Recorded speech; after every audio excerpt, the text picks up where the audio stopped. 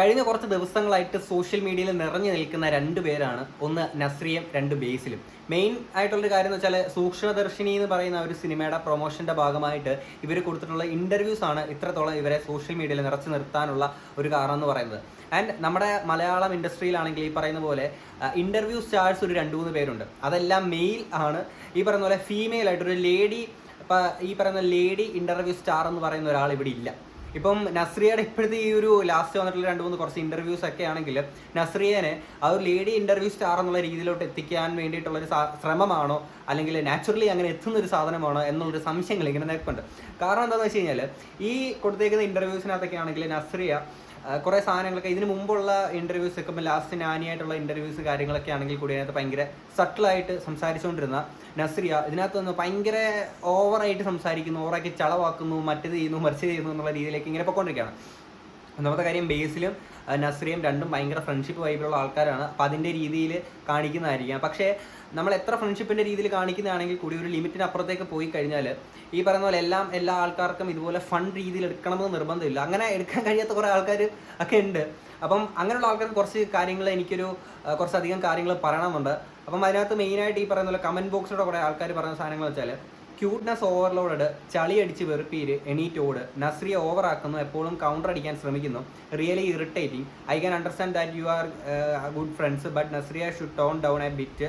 നസ്രിയ കുറച്ച് കൂടുതലാണ്, എല്ലാ ഡയലോഗും ഇങ്ങനെ കഷ്ടപ്പെട്ട് കൗണ്ടർ അടിക്കണ്ട. നസ്രിയ ഇച്ചിരി വെറുപ്പിക്കലല്ലേ, പെൺകൊച്ചി കിളി പോയോ, അതോ ഇത് ഇങ്ങനെയാണോ എന്നുള്ള രീതിയിലൊക്കെയാണ് ഈ കമൻറ്റ് ബോക്സിലൂടെ കുറേ ആൾക്കാരൊക്കെ ഇങ്ങനെ പറഞ്ഞു തന്നിരിക്കുന്നത്. അപ്പോൾ ഇത് മാത്രമല്ല ബേസിലിനും ഇതേപോലെ കുറച്ച് നെഗറ്റീവ്, ഇതുവരെ അങ്ങനെ നെഗറ്റീവ് കമൻറ്റ്സ് ഒന്നും വരാത്ത ബേസിലിന് ഈ പറയുന്ന പോലെ ബേസിലേട്ടനും ഇതുപോലെ എന്താണ് ഒരു നിലവാരമില്ലാതെ നിൽക്കുന്നത്, അല്ലെങ്കിൽ നസ്രിയെ പറയുന്നതിനെല്ലാം ഇങ്ങനെ നിന്ന് കൊടുക്കേണ്ട, താളത്തിന് നിൽക്കേണ്ട ആവശ്യമുണ്ടോ, കീപ് സം എന്താ പറയുക സെൽഫ് റെസ്പെക്റ്റ്, അത് ഇതെന്നൊക്കെ പറഞ്ഞാൽ മാങ്ങാ തേങ്ങ ചക്ക എന്നൊക്കെ കുറേ ആൾക്കാർ അങ്ങനെ പറഞ്ഞു പോകുന്നുണ്ട്. ഇതിനകത്ത് ആദ്യം നിങ്ങൾ മനസ്സിലാക്കേണ്ട കുറച്ച് കാര്യങ്ങളെന്ന് വെച്ച് കഴിഞ്ഞാൽ നമ്മുടെ ഇപ്പോഴത്തെ ഈ ഒരു സിനിമയുടെ പ്രൊമോഷൻസിൻ്റെ ഒരു രീതി നിങ്ങൾ ശ്രദ്ധിച്ചിട്ടുണ്ടോ? കാര്യം ഒരു ഇൻ്റർവ്യൂ കൊടുത്തിട്ടാണ് ഇപ്പോൾ ഒരു പ്രൊമോഷൻ സിനിമയുടെ ഹൈപ്പ് കയറ്റുന്നത്. ഇൻഫ്ലുവൻസേഴ്സിനെ കൊണ്ട് ഈ പറഞ്ഞ പോലെ വീഡിയോസ് ചെയ്യിപ്പിച്ച് കയറ്റുന്നത് അതൊരു സൈഡിൽ കൂടെ വേറെ, അല്ലാതെ മെയിൻ തിങ് എന്ന് വെച്ചാൽ ഇപ്പം ഇൻ്റർവ്യൂസ് തന്നെയാണ്. അപ്പം ഒരു ഇൻ്റർവ്യൂവിനകത്ത് നമ്മൾ വെറുതെ വന്നിരുന്ന ഒരു ഇൻ്റർവ്യൂ കൊടുത്തു എന്ന് പറഞ്ഞുകൊണ്ട് ആ സിനിമയ്ക്ക് ഈ പറയുന്നത് റീച്ച് കിട്ടണമെന്നില്ല. അതിനകത്ത് എന്തെങ്കിലും എൻ്റർടൈനിങ് ആയിട്ടോ അല്ലെങ്കിൽ ഈ വിവാദപരമായിട്ടോ എന്തെങ്കിലും സാധനങ്ങൾ ഉണ്ടെങ്കിൽ മാത്രമേ മാക്സിമം റീച്ച് എന്ന് പറയുന്നൊരു സാധനം കിട്ടുള്ളൂ. ഈ റീച്ച് എന്ന് പറയുമ്പോഴത്തേക്കിന് മാക്സിമം ഇപ്പോൾ കൊടുക്കുന്ന ഈ പ്രൊമോഷൻ കൊടുക്കുന്നതിൻ്റെ മെയിൻ തിങ് എന്ന് വെച്ച് കഴിഞ്ഞാൽ ഈ സിനിമ ഇങ്ങനൊരു സിനിമ വരുന്നുണ്ട് എന്ന് മാക്സിമം ആൾക്കാരിലോട്ട് എത്തിക്കുക എന്നുള്ളതാണ്. സെക്കൻഡ് തിങ് ആണ് ആ സിനിമ കാണാൻ തിയേറ്ററിലോട്ട് എത്ര പേര് എത്തുന്നു, എത്ര പേര് എത്തി എന്നൊക്കെ ഉള്ളത് സെക്കൻഡ് തിങ് ആണ്.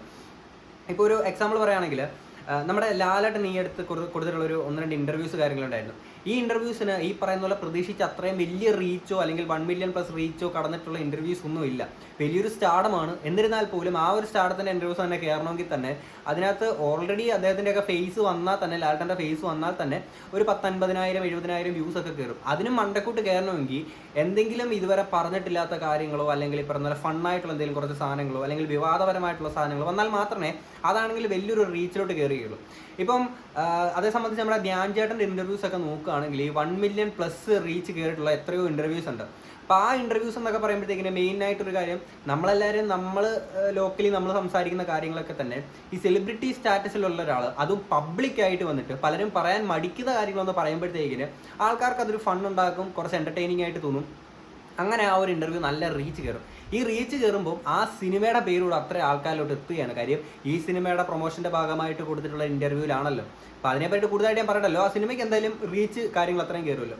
പിന്നെ ഉള്ളൊരു സാധനം എന്ന് വെച്ചാൽ വിവാദമുള്ള എന്തെങ്കിലും സാധനങ്ങളാണെങ്കിൽ കുറേ സാധനങ്ങൾ. ഈ വിവാദം എന്ന് പറയുന്നത് നമ്മൾ ഉണ്ടാക്കുന്ന വിവാദമുണ്ട്, നാച്ചുറലി വന്നു പോകുന്ന വിവാദങ്ങളുണ്ട്. ഈ വിവാദം, അതായത് നെഗറ്റീവ് പ്രൊമോഷൻ എന്ന് പറയും, ആ സാധനം നല്ല രീതിയിൽ സിനിമയ്ക്ക് ഗുണം ചെയ്യും. കാര്യം സിനിമ എന്ന് പറയുന്ന ആ ഒരു സാധനത്തിൻ്റെ പേര് ആൾക്കാരിലോട്ട് എത്തുക എന്നുള്ളത് മാത്രമാണ്. ഫസ്റ്റ് ഡേ തിയേറ്ററിൽ നിന്ന് പോസിറ്റീവ് റെസ്പോൺസ് വന്നു കഴിഞ്ഞാൽ അത് പിന്നെ ഹൈപ്പ് അടിച്ച് കയറുക എന്നുള്ളത് മാത്രമാണ്. ഇപ്പം നസ്രി ആണെങ്കിൽ ഇപ്പോൾ ഇങ്ങനൊരു ഇൻ്റർവ്യൂവിനകത്ത് നമ്മൾ ഇതിന് മുമ്പ് ഈ ഒരു മൂഡ് ഓഫ് സംസാരമൊന്നും നസ്രിയുടെ അങ്ങനെ കേട്ടില്ല. സിനിമകൾ ഇങ്ങനത്തെ ക്യാരക്ടേഴ്സ് ചെയ്യുന്ന കണ്ടിട്ടുണ്ട്. മേ ബി നസ്രിയുടെ റിയൽ ക്യാരക്ടറും അതേപോലെയൊക്കെ ഇച്ചിരി എന്താ പറയുക കൊച്ചുകുട്ടികളുടെ കൂട്ടി ഇങ്ങനെ എന്തെങ്കിലുമൊക്കെ കുരുത്തക്കിടക്ക് കാണിച്ച് അങ്ങനെയൊക്കെ സംസാരിക്കുന്ന രീതിയിലൊക്കെയുള്ള സംഭവങ്ങളൊക്കെ ആയിരിക്കും.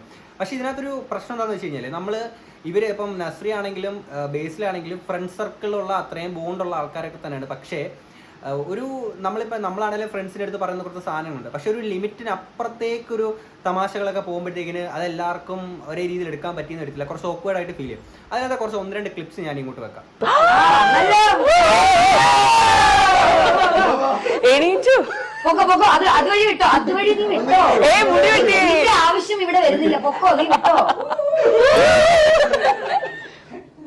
ഇതിനെ കുറിച്ച് ആവശ്യമില്ലാതെ ഒരുപാട് ഞാൻ കേട്ടിട്ടുണ്ട്. നീ മര്യാദക്ക് പ്രിപ്പയർ ചെയ്തോ എന്നെ കുറിച്ച് പറയാൻ. കിട്ടിയ ചാൻസ് ഒക്കെ നസ്രിയുടെ റൗണ്ടാ.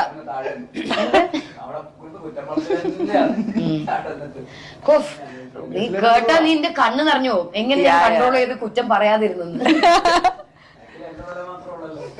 അതെന്താന്നറിയില്ല, അങ്ങനെ ഭയങ്കരമായിട്ട് പ്ലാൻ ചെയ്യുന്നുണ്ട്. ഞാൻ അടിയില്, ഭൂമിയുടെ അടിയില. മുടി കളർ മാറ്റിയാ? അല്ല, മുടി വെട്ടി. ആ കൊള്ളാം, കുറച്ച് മെനയുണ്ട് കാണാൻ. പ്രായം ഒന്നും അങ്ങനൊന്നും പറയില്ലേ. ഓക്കെ, അപ്പം ഇതിനകത്ത് ഫസ്റ്റ് ബേസിലെണ്ണ ഇങ്ങോട്ട് വരുമ്പോഴത്തേക്കിനെ പോടാന്നൊക്കെ ഇങ്ങനെ പറഞ്ഞുകൊണ്ടൊരു പോകുന്ന സാധനമുണ്ട്. പിന്നെ അതിന് ശേഷം നിർത്തി അങ്ങ് ആട്ടി അപമാനിക്കുകയാണ് ഇവർ. ഓഫ് കോഴ്സ് ഈ പറയുന്ന ഫ്രണ്ട്സിൻ്റെ ഇടയിലാകുമ്പോൾ ഈ പറയുന്ന സാധനങ്ങൾ കാര്യങ്ങളൊക്കെ ഉണ്ട് കാര്യം. പക്ഷേ എനിക്കിത് കണ്ടപ്പോഴത്തേക്കിന് എന്താ പറയുക, ഭയങ്കര ഓക്വേർഡായിട്ട് ഫീൽ ചെയ്തു. ഒന്നാമത്തെ കാര്യം ബേസിലേട്ടൻ്റെ മുഖം തന്നെ കണ്ടാൽ തന്നെ അറിയാം. തിരിച്ച് ഇപ്പം ബേസിലേട്ടൻ പറയാണ് ഇപ്പം പോടാന്ന് പറഞ്ഞ് മുടിയുടെ അത് ഇതെന്നൊക്കെ പറഞ്ഞുകൊണ്ട് പറയുമ്പോഴത്തേക്കിന് ശരി എന്ന് പറഞ്ഞ ഒരൊറ്റ ഡയലോഗ് ഇങ്ങനെ മൂഡ് മാറ്റി സംസാരിച്ചതെങ്കിൽ അവിടെ ലിറ്ററലി നമ്മുടെ നസ്രി തീർന്നു. അത്രയും തീർന്ന ഒരു സാധനമാണ്. ഇപ്പം നിങ്ങൾ തന്നെ ആലോചിക്കും, നമ്മൾ ഫ്രണ്ട്സൊക്കെ വീട്ടിൽ വരുമ്പോഴത്തേക്കിന് തമാശയ്ക്ക് പറയുന്നൊരു സാധനമുണ്ട്. ബാക്കി ഫ്രണ്ട്സുള്ള ഇപ്പം ഒരുത്തൻ ലേറ്റായിട്ട് തന്നെ പറയാം, ഇറങ്ങിപ്പോടാ, എൻ്റെ വീട്ടിൽ നിന്ന് ഇറങ്ങിപ്പോടാ എന്നൊക്കെ നമ്മൾ ഏതെങ്കിലും ഒരുത്തിനെ ഊക്കാൻ വേണ്ടിയിട്ട് പറയായിരിക്കും. നമ്മൾ 1 പറയും, 2 പറയും, 3 പറയും. അതതിൻ്റെ ലിമിറ്റാണ്. അത്രയും നേരം ഇത് കേൾക്കുന്നവരും ചുറ്റുപാടും എല്ലാവരും ഇങ്ങനെ ഭയങ്കര ഫണ്ണായിട്ട് തന്നെ എടുക്കും. പക്ഷേ ആ ഒരു 4-5ാമത്തെ തവണയൊക്കെ ആകുമ്പോഴത്തേക്കിന് ആ ഒരു ലിമിറ്റ് ക്രോസ് ചെയ്ത് പോകുമ്പോഴത്തേക്കിന് അതേ ഫണ്ട് രീതിയിൽ തന്നെ ആൾക്കാർ എടുക്കണമെന്ന് യാതൊരു നിർബന്ധമില്ല. അത് നമുക്ക് പിന്നെ ഓക്വേർഡായിട്ട് ഫീൽ ചെയ്യും. അതത്ര രസകരമായിട്ട് തോന്നണമെന്നില്ല. അപ്പോൾ ഇതിനകത്ത് ഉദ്ദേശിക്കുന്ന സാധനം അത്ര തമാശയാണ് ഉദ്ദേശിക്കുന്നത്. പക്ഷേ അതിനൊരു ലിമിറ്റ് എന്ന് പറയുന്നൊരു സാധനമില്ലേ, എനിക്ക് അതിനപ്പുറത്തോട്ട് പോയി എന്നുള്ള രീതിയിലാണ് തോന്നിയത്. കാര്യം എനിക്കിത് അത്രത്തോളം ഫണ്ണായിട്ട് എനിക്ക് ഈ സംഭവം തോന്നിയിട്ടില്ല. ഇനി അടുത്തൊരു ക്ലിപ്പ് വെക്കാം. ബേസിലേട്ടന്റെ കുറച്ച് റൊമാൻറ്റിക് എക്സ്പ്രഷൻസും നസ്രി ചേച്ചിയുടെ ക്യൂട്ട്നെസ് എക്സ്പ്രഷൻസും അതൊക്കെ ഉണ്ട്. നിങ്ങൾ എന്തെങ്കിലും കേൾക്കുന്നു? എന്താ പറഞ്ഞത്? ചേച്ചിയുടെ എക്സ്പ്രഷൻസും ക്യൂട്ട്നെസ്സും ഇവൻ കേട്ടിട്ടില്ലോ. ഇവൻ ചില സമയത്ത് ഇതൊക്കെ പറയൂലേ ഹീൽസ്. അപ്പം ഞാൻ ഇന്നലെ ഒരു ബന്ധമില്ലാത്ത ആൻസർ ഒക്കെ പറയാം. ഒന്ന് സൈലന്റ് ആയിട്ടിരിക്കുന്നത്. ഇത് പക്ഷേ ഇല്ലേ ചേച്ചി ഉള്ളതുകൊണ്ടാന്ന് തോന്നുന്നു. ഞാൻ നേരത്തെ ഇതിന് മുന്നേ 2 ഇന്റർവ്യൂസ് ഒക്കെ നമ്മൾ എടുത്തിട്ടുണ്ട്. ഭയങ്കര തലയിലേക്ക് ഇത് ഫാനൊന്നും ഇത് എന്തോ പണി തരാൻ വന്നതാന്ന് എനിക്ക്. പണ്ടൊക്കെ ബേസിൽ ചേട്ടൻ മര്യാദക്ക് ഇരുന്ന് സംസാരിക്കായിരുന്നു. ചേച്ചി വന്നതിന് ശേഷമാണ് കുറച്ചു മുമ്പ് എന്നെ വെട്ടി കട്ട് ചെയ്ത് എന്തോ ചെയ്യണം എന്ന് പറഞ്ഞു. ആക്ച്വലി എന്റെ ഫാനാണ്. ഞങ്ങൾ റോ ഏജന്റ് ആയിരുന്നു. മെറിൻ ചേച്ചിന്ന് വിളിക്കണ്ട, കുറച്ച് പ്രായം കൂടുന്നല്ലേ മെറിൻ വിളിച്ചാൽ. ഓ ഈ ഇന്നത്തെ ഇതില് എനിക്ക് എന്നെ മറ്റേ എന്തോ കിളവിയാക്കി വെച്ചിരിക്കുക. ഇതിലും കൂടുതൽ പ്രായം ആർക്കും ഇന്ന്. നസ്രിയ ചേച്ചിയോട് ഇരിക്കുമ്പോ നീ ചേച്ചിയല്ല, കുഴപ്പമില്ല. പറഞ്ഞു മുത്തപ്പ. അതെ, മെറിൻ തന്നെ വിളിക്കാം. ഓക്കെ, അപ്പം ഏറ്റവും കൂടുതൽ ആൾക്കാർ പറയുന്നത് ഭയങ്കര സിമ്പിൾ ആണ് പക്ഷെ സ്റ്റൈലിഷ് ആയിട്ടുള്ള ഒരു ആക്ട്രസ് ആണ് മെറിൻ എന്നാണ്. എനിക്കത് അറിയില്ലായിരുന്നു. ഇത്രയും കണ്ടിട്ട് സിമ്പിൾ ആയിട്ട് നിങ്ങക്ക് തോന്നിയത്? വളരെ സിമ്പിൾ ആയിട്ട്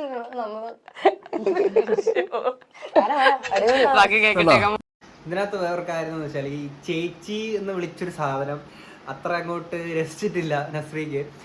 അതെന്താണെന്ന് വെച്ച് കഴിഞ്ഞാൽ അതെന്താണെന്ന് ഞാൻ ക്ലാരിറ്റിയിൽ പറയാം. ഇപ്പം ഇതിനകത്ത് ഈ ഒരു ഇന്റർവ്യൂവിനകത്ത് കുറേ ആൾക്കാർ പറയുന്നൊരു സാധനമുണ്ട്, ബാക്കിയുള്ള 2 ഗസ്റ്റുകളെ അപമാനിച്ചില്ല, ഒരു റെസ്പെക്ട് കൊടുക്കാതെ നിന്നു എന്നൊക്കെ കുറേ ആൾക്കാർ പറയുന്നുണ്ട്. അപ്പോൾ ഇതിനകത്ത് ഇപ്പം നമ്മളിപ്പോൾ ഒരു ഇന്റർവ്യൂവിന് പോകുമ്പോൾ മെയിൻ ഫോക്കസ് എന്ന് പറയുന്നൊരു എലമെന്റ് ഉണ്ടാവും. അപ്പം ആ ഒരു ഫോക്കസിൽ തന്നെ നമ്മൾ കോൺസെൻട്രേറ്റ് ചെയ്തെന്നാൽ മാത്രമേ ആ ഇന്റർവ്യൂവിന് കയറുകയുള്ളൂ.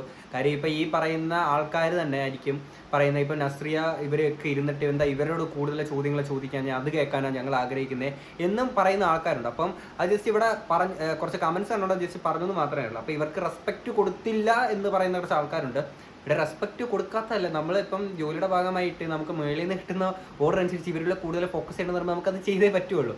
ഓക്കെ, പിന്നെ ഇതിനകത്ത് ചേച്ചി എന്ന് പറയുന്നൊരു സാധനമുണ്ട്. കാര്യം നമ്മൾ ഈ ഓപ്പോസിറ്റ് വരുന്ന ആളുടെ അടുത്ത് ഇങ്ങനെ ചേച്ചി എന്ന് വിളിക്കുന്നൊരു സാധനം മീഡിയ ഫീൽഡിൽ ഈ പറയുന്ന പോലെ സിനിമയാണെങ്കിലും TV ഷോസ് കാര്യങ്ങളൊക്കെ ആണെങ്കിലും അല്ലെങ്കിൽ ഇന്റർവ്യൂസ് ആണെങ്കിലും ഈ ചേച്ചി എന്ന് പറയുന്ന ഈ ഒരു അല്ലെങ്കിൽ നമ്മൾ പ്രായത്തിനകത്ത് ആൾക്കാരോട് ചേച്ചി, ചേട്ടായി, പിന്നെ സാർ, ഇത് ചില ആൾക്കാർക്ക് അത്ര അങ്ങോട്ട് ഓക്കെ ആയിട്ട് തോന്നില്ല. കാര്യം എന്താണെന്ന് വെച്ച് കഴിഞ്ഞാൽ നമ്മൾ ഈ ഒരു ഫിലിം ഫീൽഡിലൊക്കെ നിൽക്കുമ്പോഴത്തേക്കിന് നമുക്ക് പ്രായം കുറച്ച് അധികമായി കഴിഞ്ഞാൽ പ്രശ്നം എന്താണെന്ന് വെച്ച് കഴിഞ്ഞാൽ നമുക്ക് കുറേ ക്യാരക്ടേഴ്സ് ചെയ്യാനൊക്കെ ഓഡിയൻസിലോട്ട് അത്രയും കണക്ട് ആവണമെന്നില്ല. ഇപ്പം നമ്മുടെ ലാലേട്ടനോ മമ്മൂക്കയോ വന്നിട്ട് ഒരു കോളേജ് കുമാരൻ്റെയോ അല്ലെങ്കിൽ ഈ പറഞ്ഞൊരു സ്കൂൾ കുട്ടിയുടെ വേഷം ചെയ്ത് കഴിഞ്ഞാൽ എത്ര മേക്കപ്പ് ഇട്ട് ചെയ്തെന്ന് പറഞ്ഞാൽ നമ്മൾ എത്ര അക്സെപ്റ്റ് ചെയ്യും. നമ്മളിപ്പോൾ ലാസ്റ്റ് ഈ പറയുന്ന പോലെ വിജയുടെ സിനിമ ഉണ്ടായിരുന്നല്ലോ ലാസ്റ്റ് ഇപ്പോൾ ഇറങ്ങിയത്, അതിനകത്ത് ഗോട്ടിനകത്ത് ഈ ഒരു എന്താ പറയുക AI വെച്ചിട്ടുള്ള സംഭവം, പ്രായം കുറച്ചിട്ടുള്ള സംഭവം കാണിച്ചിട്ട് പോലും ആൾക്കാർക്ക് അത്ര കൺവീൻസിങ് ആയിട്ട് ഡൈജസ്റ്റ് ആവൂല.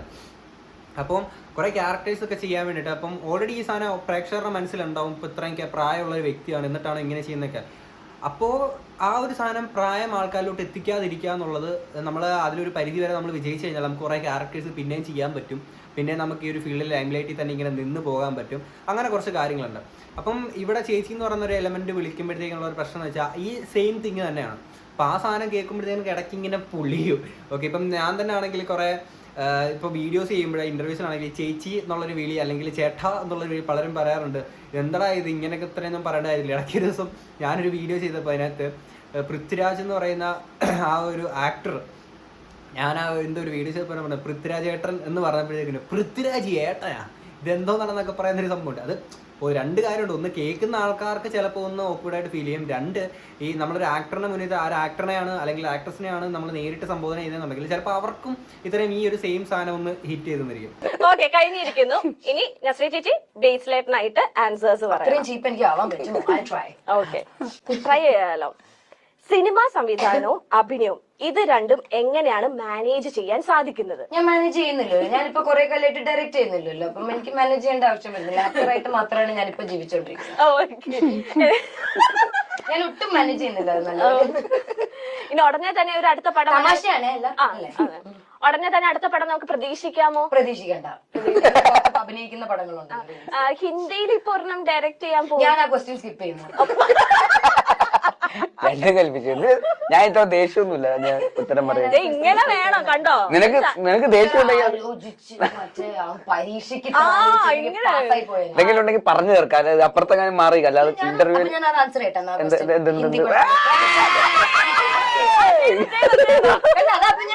ഓക്കെ.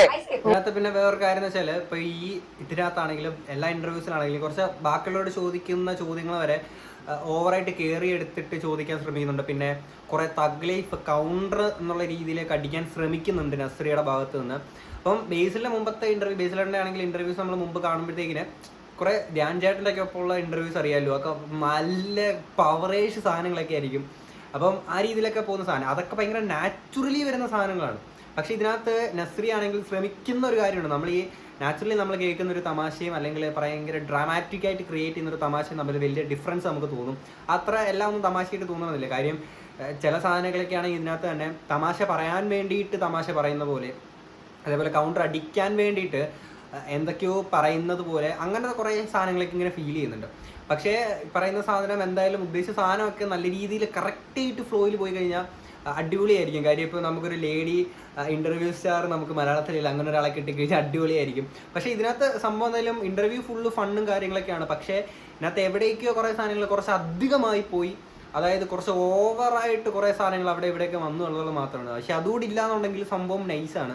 കാരണം മുമ്പത്തെ നസ്രിയ എന്ന് പറയുന്ന ഒരാൾ ഭയങ്കര സട്ടിലായിട്ടൊക്കെ സംസാരിക്കുന്ന ആൾ ഇവിടെ വന്നിട്ട് ഓവറാക്കി ചളമാക്കി കുളമാക്കി പോയിട്ടൊരു സാധനമാണ്. പക്ഷെ എന്നിരുന്നാലും സൂക്ഷ്മദർശിനി എന്ന് പറഞ്ഞൊരു സിനിമയ്ക്ക് കിട്ടാവുന്നതിൻ്റെ മാക്സിമം റീച്ച് ഈ കുറച്ച് ഇൻ്റർവ്യൂസിനകത്തൂടെ കിട്ടിയിട്ടുണ്ട്. അപ്പോൾ എന്തായാലും കുറച്ച് ഓക്വേർഡായിട്ട് ഫീൽ ചെയ്തെന്ന് പറഞ്ഞാലും കുറച്ച് ഓവറാക്കി ചളമാക്കി എന്ന് പറഞ്ഞാലും നമ്മൾ ഈ മറ്റേ CID മ്യൂസിക് അത് പറയൂലേ, കുറച്ച് ഓവറായാലും ആൾക്കാർ ശ്രദ്ധിക്കുമെന്ന് പറയുന്നത്. എന്തായാലും ഓവറാക്കി ചളമാക്കിയത് കൊണ്ടും എന്താണെങ്കിലും പടത്തിന് കിട്ടാനുള്ള റീച്ച് മാക്സിമം കിട്ടിയിട്ടുണ്ട്.